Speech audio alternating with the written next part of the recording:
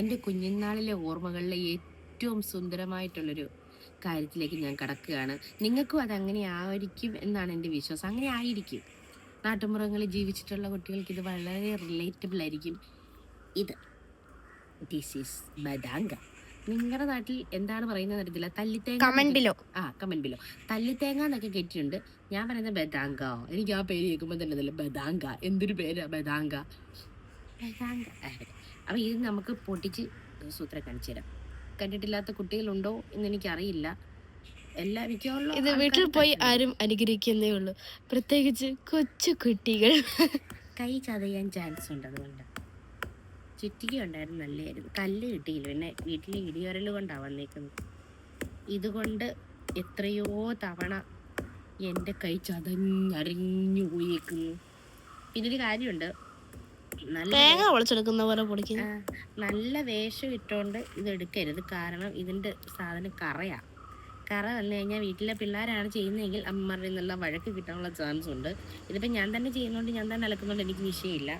സ്ത്രീ ആയിരുന്നെങ്കിൽ എനിക്ക് വഴക്ക് പറയായിരുന്നു. എന്നെ ആര് വഴക്ക് പറയാനാ? എനിക്ക് തോന്നിയ പോലെ ജീവിക്കാം.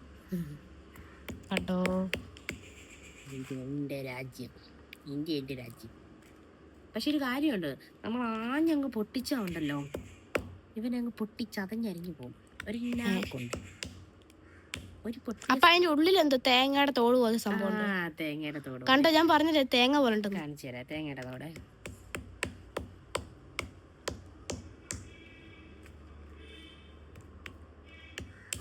പൊട്ടിയിട്ടുണ്ട് ഗൈസ്. അയ്യോ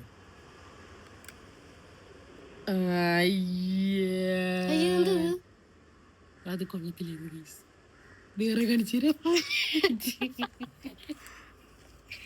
അത്രയും ഭംഗിയുള്ള പുറന്തോടുകൾ. അടുത്തതിൽ നമ്മൾ വളരെ പ്രതീക്ഷയോടുകൂടിയാണ് പൊട്ടിക്കാൻ നോക്കുന്നത്.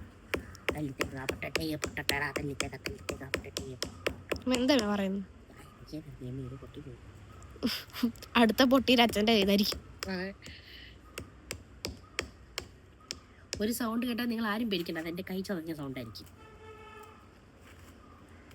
പണ്ടിഷ്ടം പോലെ തിന്നിക്കുന്നു. എനിക്ക് ഈ റോഡിൽ കൂടെ ഒക്കെ പോകുമ്പം എവിടെയെങ്കിലുമൊക്കെ നിൽക്കുമ്പോഴൊക്കെ ഇത് റോഡിൽ വീണ് കിടക്കുന്ന കാണുവേ. ആൾക്കാരെന്തോ വിചാരിക്കുമെന്ന് എഴുതി എടുക്കാൻ കൈകളിങ്ങനെ തരിക്കും. എടുക്കണമെന്ന് പലതവണ ചിന്തിക്കും, പക്ഷെ എടുക്കത്തില്ല. നാണംകേടാണ്. ഇന്നലെ ഞാൻ ജസ്റ്റ് ഒരു സ്ഥലത്ത് പോയി നിന്നപ്പോൾ ഒറ്റ മനുഷ്യരില്ല. അവിടെ ചെന്ന് റെസ്റ്റ് ചെയ്യാൻ നിന്നതാണ്. വെയിൽ കൊണ്ട് കിടക്കുന്നടോ. ഞാൻ ഇഷ്ടം പോലെ വാരിയെടുത്തു. നിങ്ങൾക്കത് കാണാമല്ലോ. ചതഞ്ഞു പോയി ഗൈസ്. കണ്ടായിരുന്നോ?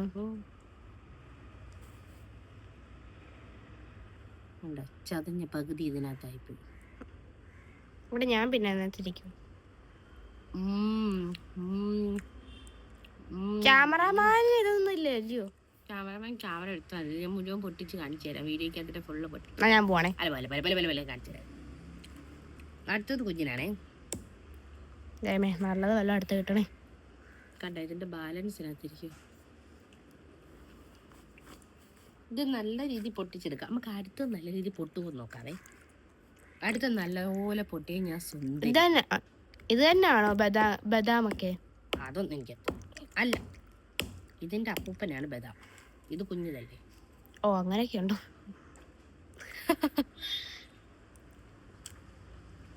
കമോൺ മമ്മ. അതെനിക്ക് വേണേ.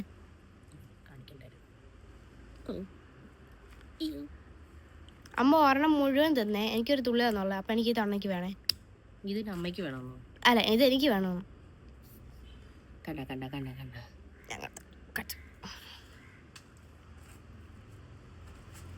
ഇതിന് വലിയ ക്രഞ്ചി അല്ല, പക്ഷെ നല്ല ടേസ്റ്റാ. ഞാൻ പിന്നെ അവിടെ കിടന്ന് ഉണങ്ങിയതും അല്ലാത്തതും എല്ലാം ഇങ്ങനെ പെറുക്കിയെടുത്ത് കിട്ടിയ അവസരം നോക്കി. പണ്ടൊക്കെ വീടുകളിൽ ഇഷ്ടം പോലെ ഉണ്ടായിരുന്നു. ഇപ്പം ഇതെല്ലാം റോഡ്. ഞാൻ പണ്ട് അത് തന്നെ, ഇപ്പോഴും ഇത് തന്നെ. പൊട്ടിച്ചവച്ച് നാശമാക്കിയതിന് നോട്ടെ, അത് പിന്നെയും പൊട്ടിപ്പോയി.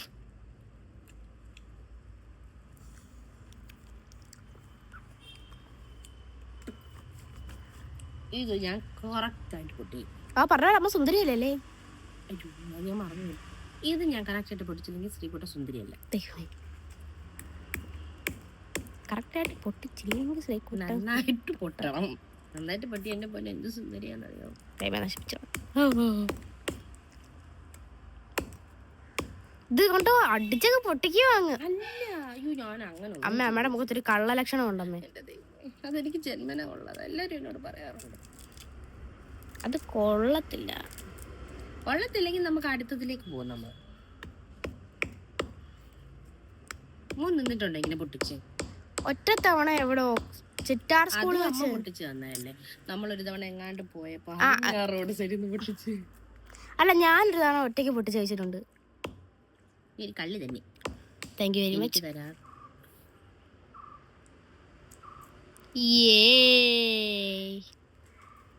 കണ്ടോ സുന്ദരി? കണ്ടോ അമ്മ അങ്ങനെ പകുതി പകുതിതാ കടിച്ചിട്ടാണ് അവനെ എനിക്ക് തരുന്നത്.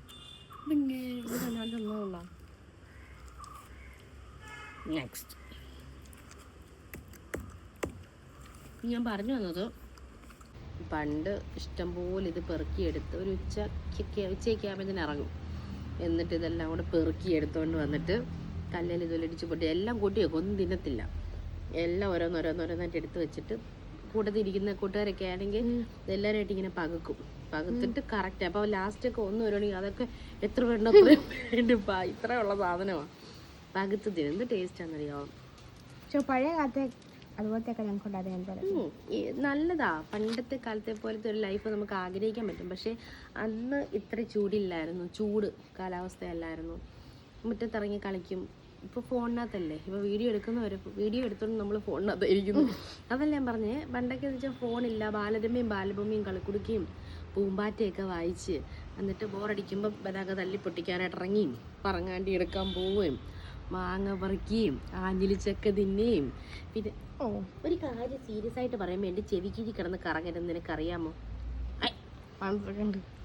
അത്യാവശ്യം ഒരു കാര്യം പറയുക സീരിയസ് ആയിട്ട് വന്നേക്കുവാ. അമ്മേനെ ഭയങ്കര അമ്മയോട് ഭയങ്കര സ്നേഹത്തിലാണ്. പറഞ്ഞിട്ടുണ്ട് എനിക്ക് പേടിയാണെന്നില്ലേ മാറി വേണ്ട. ഓ മൂക്കിൻ്റെ തുമ്പി കിടന്ന് കറങ്ങിയ പേടിക്കായിരിക്കും. ദൂരെ നിന്ന് കറങ്ങി എനിക്കൊരു കുഴപ്പമില്ല. അവനും ഇതിന് ബദാങ്കയെന്ന് നമ്മുടെ നാട്ടിൽ പറയും, ചിലർ തല്ലിത്തേങ്ങ എന്ന് പറയും. ഇനി ഓരോ സ്ഥലങ്ങളിൽ ഓരോരോ ഭാഷയാണ്.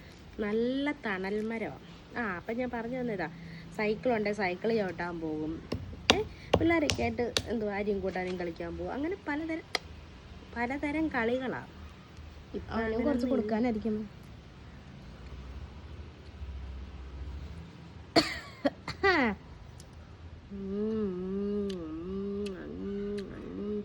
നമ്മുടെ കയ്യിൽ ഉമ്മ നോക്കുന്ന മീച്ച നമ്മളെ കടയിൽ നിന്ന് മേടിച്ച് വില മോനെ അടുത്ത് കൂടിയ നമ്മുടെ കടയിൽ നിന്ന് മേടിക്കുന്ന വില കൂടിയ ബദാമിനേക്കാളും എന്തോരം ബെറ്ററാണ്. അപ്പം നിങ്ങളിതൊക്കെ കാണുവാണെങ്കിൽ വെറുതെ ഒരു ചുമ്മാ സാധനമാണെന്നും പറഞ്ഞിട്ട് പോകാതെ അത് പറക്കി വീട്ടിൽ കൊണ്ടുവന്ന് തല ചതച്ച് തിന്നുക. അതെ, വയറ് നിറയാനൊന്നും അല്ല, ചുമ്മാ ഒരു രസം, ഒരു നൊസ്റ്റോളജി. അയ്യോ കെമിസ്ട്രി എന്നൊക്കെ പറഞ്ഞോളുണ്ട്. എന്തോ വായി നശിപ്പിച്ചു. ഇനി ഇതുപോലുള്ള എന്തെങ്കിലുമൊക്കെ കിട്ടുവാണെങ്കിൽ ഞാൻ നിങ്ങളെയും കൂടെ കാണിക്കാനായിട്ട് വീഡിയോ എടുത്തുകൊണ്ട് വരാം. അപ്പം നമ്മുടെ പഴയ കാലത്തേക്ക് നമുക്കൊന്ന് കടന്നു പോയിട്ട് വരാം. ഞാനൊരു 90s കിഡാണ്. എൻ്റെ ആ ഒരു ഓർമ്മകൾ ഞാൻ വല്ലാണ്ട് ഓർക്കുന്നു. അപ്പോൾ അടുത്ത വീഡിയോയുടെ നമ്മളിനിയും കാണുന്നത് വരേക്കും ടാറ്റാ.